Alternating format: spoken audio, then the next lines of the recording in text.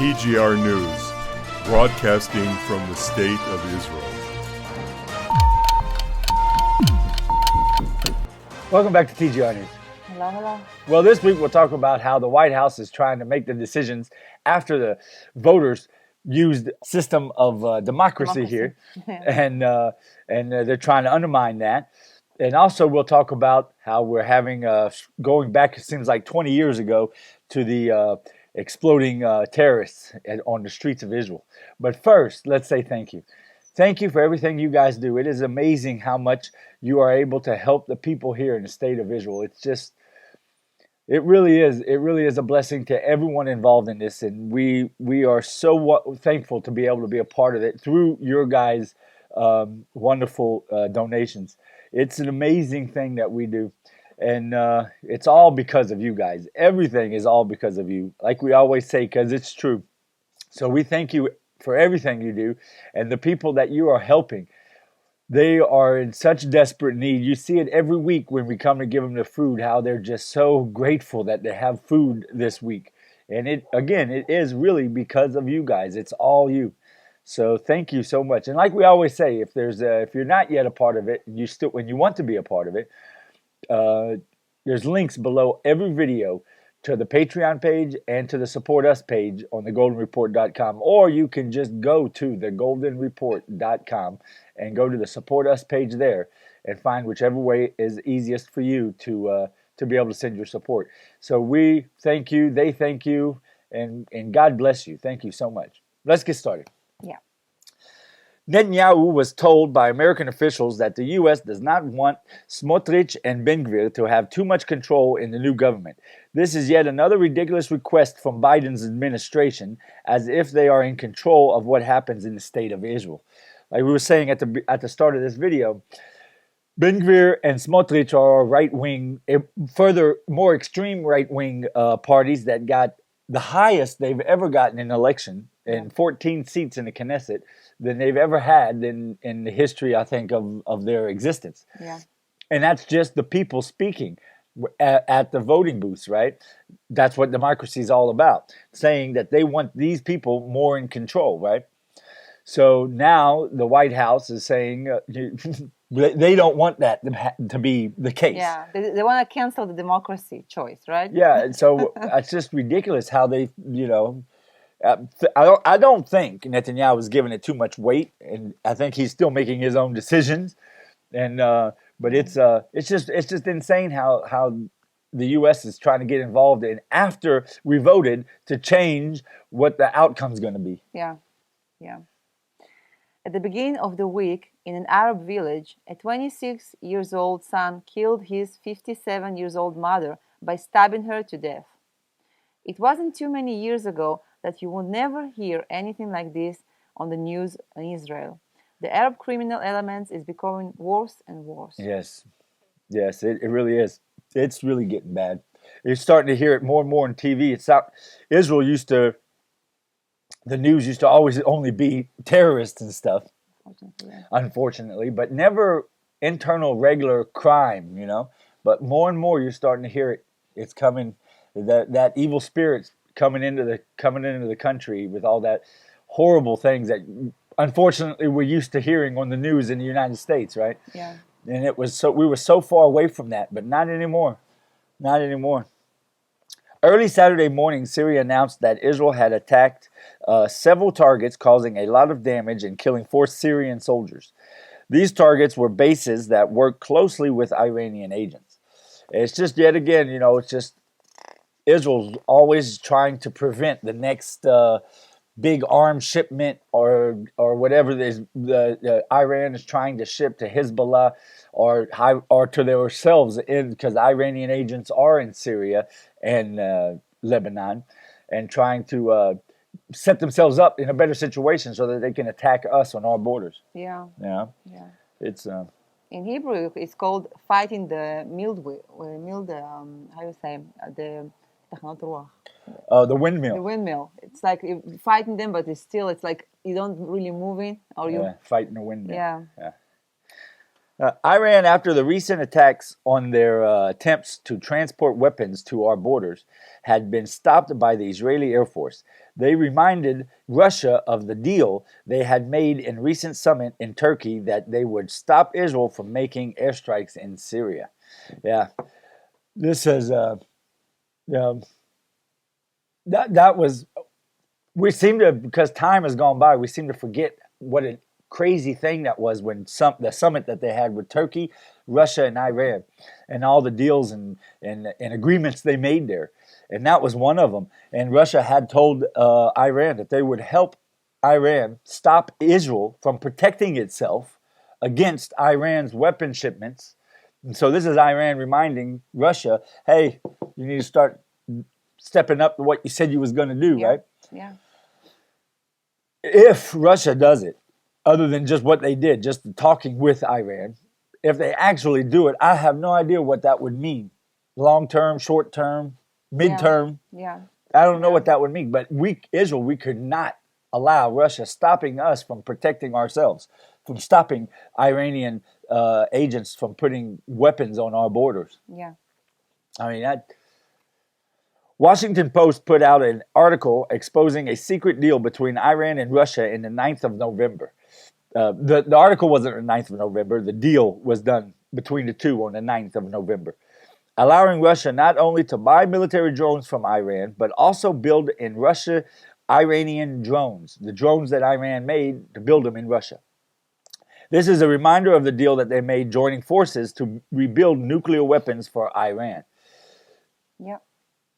Another Yeah, evidence of Russia being not rebuild but build. Yeah, because part of the deal was also that Russia would help Iran build nuclear weapons, in particularly to attack Israel.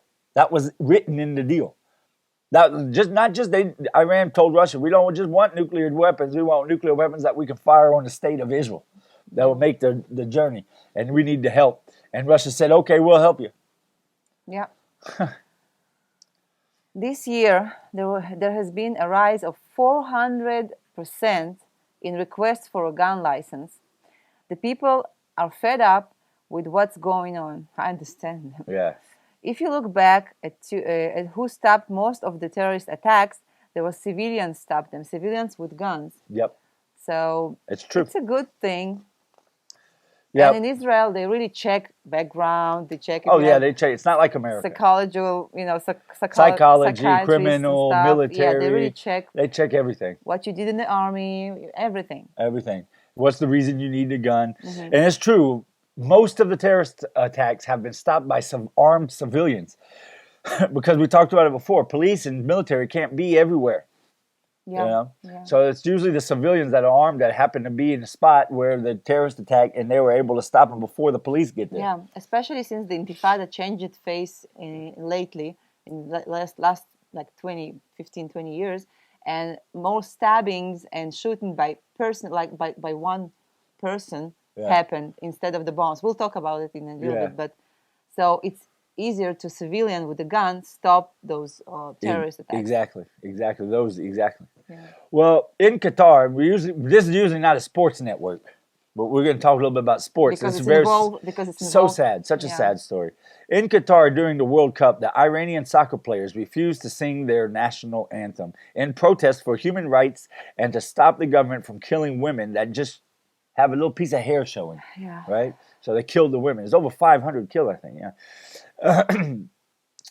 In Iran, over 500 been killed already. Iran announced that the players will be sentenced to death on their return. Well, the players did this believing that they would not be sent back to Iran. They were going to find refuge somewhere. But then Qatar, being friends with Iran, said, we'll go ahead and we'll arrest them and we'll deport them and send them straight back to you. So probably this coming week, they're going to be killed. They're going to be sentenced to death just because they didn't sing the national anthem in protest of all these people being killed in their country. Against the regime. Yeah, exactly. Oh, man. On Monday morning, the IDF went into Jenin and arrested terrorists with plans to make big terrorist attack in Israel. While only hours before, a car full of gas bottles that were rigged to blow in a terrorist attack exploded before they could leave the Arab area and killed a child on its way to the playground. So this was Arab terrorists rigging a car with gas bottles to be a bomb, and it went off by accident, and in their own neighborhood. It was. Yeah, it's not the first time Yeah, they're it's killing not the their own first time. people. Yeah, usually you can tell the bomb makers in the Arabs because they're missing a few fingers Yeah, usually. yeah, Because when they're messing around with the detonators and stuff, it's very common. yeah. Yeah. An Iranian Air Force colonel was killed in Damascus. They are blaming Israel, of course. He was in charge of their drone program Yeah. and also some other programs that they had, all against Israel. Of course. Yeah. Of course. Yeah. Yeah, he was. I think, yeah, maybe we killed him. It's And possible. I don't. I'm not gonna be crying It over definitely. him. Let's be honest. It definitely benefits the security of the state of Israel with him being gone. Yeah, So it would make sense. yeah, But of course, we can't. Israel can't. Just like every country, the United States, and you can't just tell everyone exactly what you're doing all the time. There isn't. yeah. You do have to keep the element of surprise, the element of secrecy. That you Yeah, have to yeah. for national security. Yeah. Yeah. On Wednesday in Jerusalem, an Arab terrorist attack with 2 explosions seriously injured many and killed 1. At a bus station at 7:06 a.m. rush hour, they exploded the first bomb. Then at 7:36 in Ramot, second bomb that unfortunately failed to ignite the gas bottle which was supposed to explode. That was thing that it's like taking us back 20, 25 years ago, that the second intifada, started.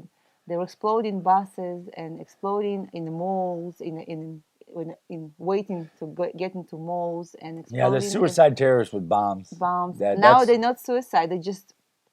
We think that they put the bomb like an hour or more than an hour before the explosion happened. Right. And they were going around and taking videos to see how many people there were around. When was the right time to detonate? Exactly.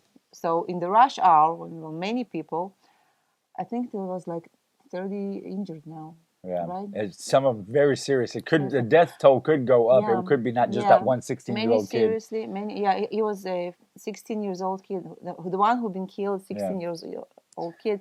And whoever been injured light, I want to explain. Maybe I don't know what I was thinking. I was misled to think that light injured is just just a little, maybe even like afraid or scared or something.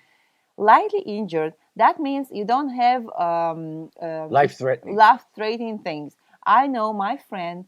She did 20, almost 30 operations on her face and her body, and she was light injured. She just got all these little pieces of the bomb, and she's, she never will look the same again and feel the same again, of course. Right.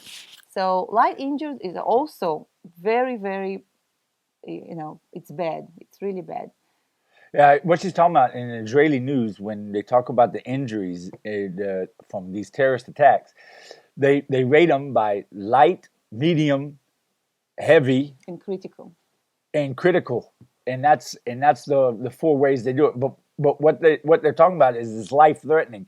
Let's say the guy was in an explosion, lost both of his legs, both of his arms, but he was able to stop the bleeding, and he has 0 chance of losing his life, of dying from it. That would be a light injury. Yeah. Even though he's lost all 4 of his limbs. Yeah. Yeah, that would be a light injury, because they're talking about only life-threatening levels: light, medium, heavy, and critical. So that's what you're talking about. Yeah.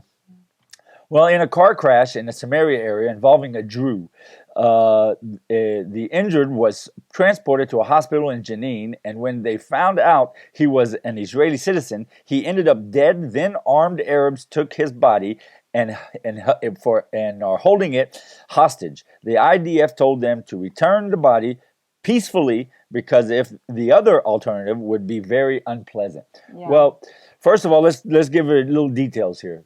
Druze, they speak Arabic. They're Muslim. They're considered.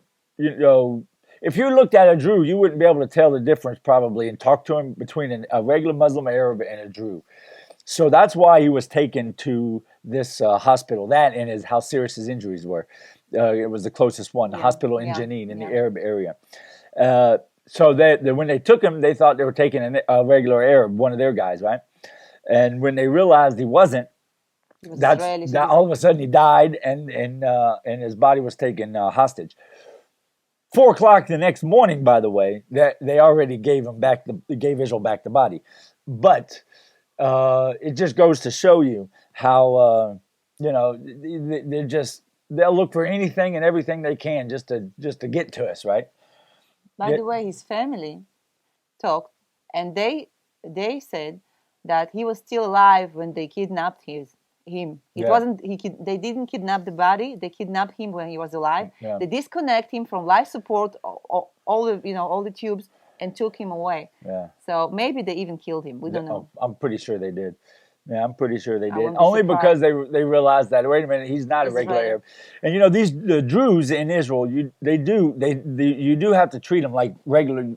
I see some people treat them like Arabs, and it's not right, because they serve in the military. They do. I mean, they're die-hard Israelis. They love this country, most of them. Like the parents, even when the IDF threatened to go in, the father of this poor kid, he told them on news. He said, "We don't want any Israeli soldiers getting hurt just to get a body back, and we definitely don't want for the body to get back. We don't want to have to trade terrorists like Israel does sometimes." So it just goes to show you how much they understand and they care about the country. Some Israelis don't talk like that on the news. Unfortunately, So it's very important that you understand the Jew is not like a regular Arab, right? It's different. They're different. I don't know. You might know all this and maybe not, but I just figured it was important to talk about. Well, you got anything you want to say? Not today. No? No. Okay, well, we really do appreciate everything you guys do. It really is because of you guys that we're able to feed all these people here in the state of Israel. It is such a gift that you guys give to be able to let us be the ones who pass the food out for you to all these people who are in such desperate need. Yeah. And it really is. So don't forget to join us on thegoldenreport.com. And until next week. Shabbat Shalom. God bless.